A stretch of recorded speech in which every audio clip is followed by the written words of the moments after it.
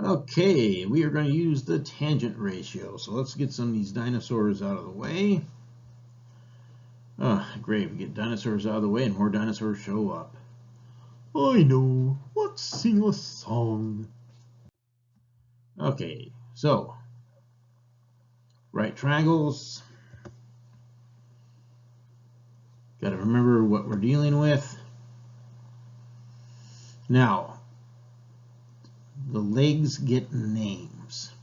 If I'm going to study angle A, and I look all the way across to side A, side A is no longer going to be called side A or leg A, it's going to be called opposite.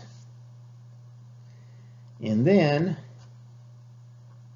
side B, or what used to be called leg B, we're going to call that adjacent. Right? Adjacent, of course, means next to, so the adjacent leg is adjacent next to the angle we're studying.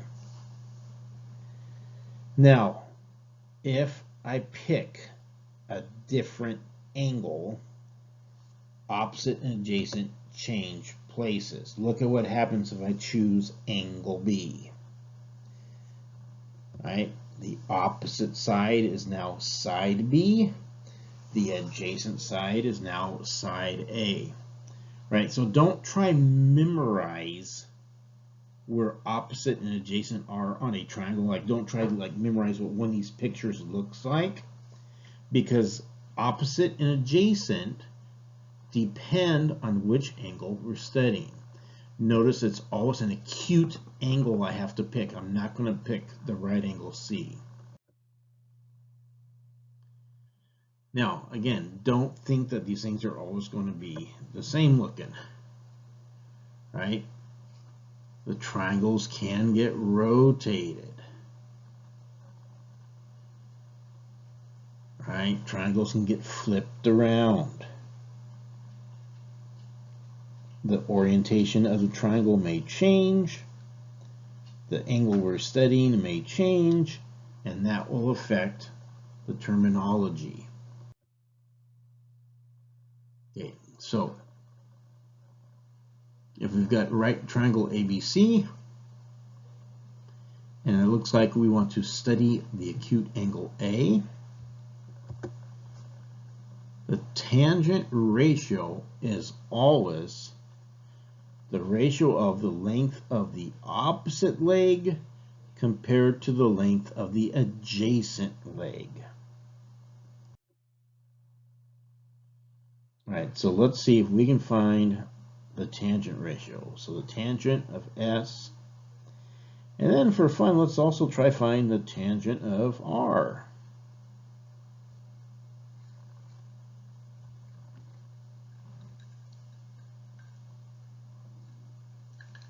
Now, as much as I love leaving things as fractions, we're going to notice in trigonometry there are some times where we can have exact answers, but there are going to be times where we want to convert to a decimal approximation.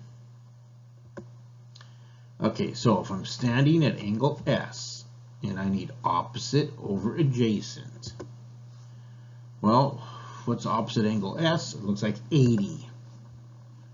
What's adjacent to angle S? It looks like 18. So I'm going to reduce that, 40 over 9. And then if I grab a calculator, I find out it's 4.4 repeating. Of course, the directions said to round off to 4 decimal places, so there it is, rounded off. How about the tangent of angle R? Well, this time, if I'm at R, the opposite side is now going to be 18. The adjacent side is 80. That reduces to 9 over 40. And if I round off the 4 decimal places, 0.2250.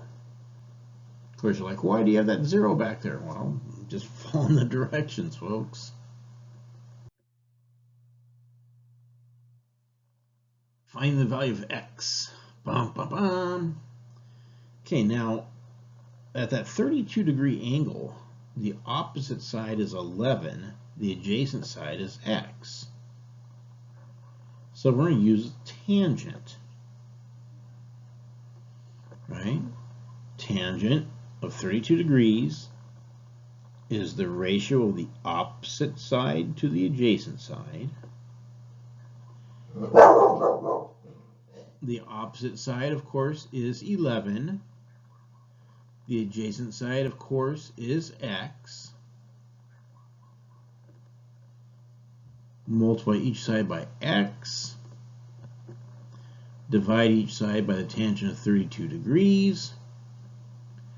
Now, at this juncture, although that is, an exact answer, we want it kind of as a decimal approximation. So you got to grab that calculator.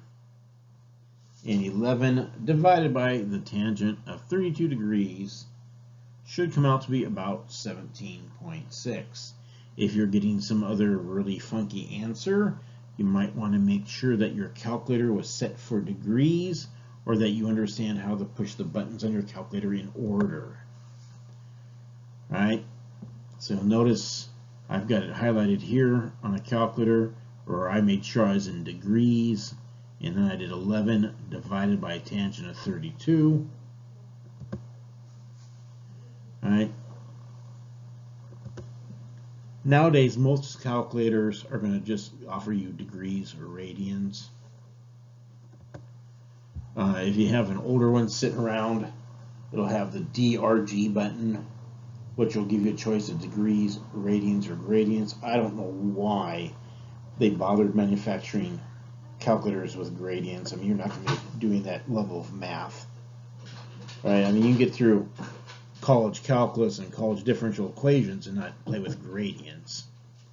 So, high school, we're just going to use degrees and radians.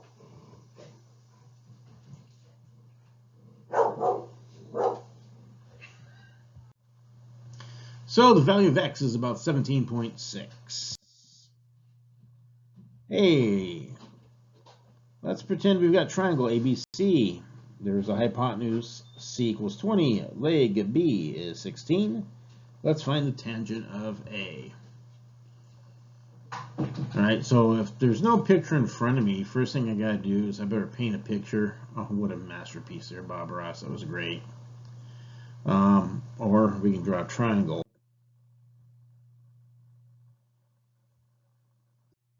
So I've got a triangle. I can label the vertices A, B, and C. Hypotenuse has to be 20. Leg B, so make sure you put that 16 across from the B. Don't put the 16 across from A. Now I want tangent of angle A.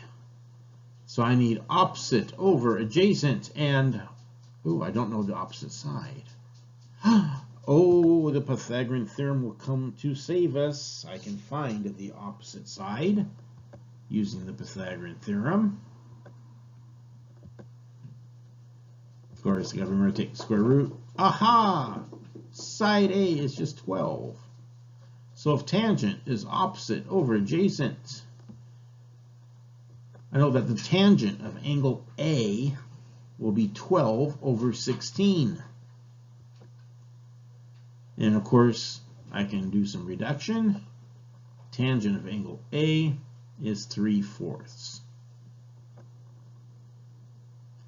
And again, unless directions specify otherwise, cool what a redundancy, cool mathematicians, right? You don't need the word cool, you just need to put mathematicians. We know we're cool. Cool mathematicians leave their answers as fractions. Of course, if you take a physics class, you'll see that physicists love decimals. It just depends on what side of the house you're in. And, oh, there's that friendly looking dinosaur. Oh, and some more friendly creatures. Oh, birds, cats, dog, frog, cow. Thank goodness there's a cow. Oh, and even a butterfly. So there's an IXL. Ratios and proportions. I want to backtrack and make sure we understand some ratios and proportions. And then we'll dive into a worksheet.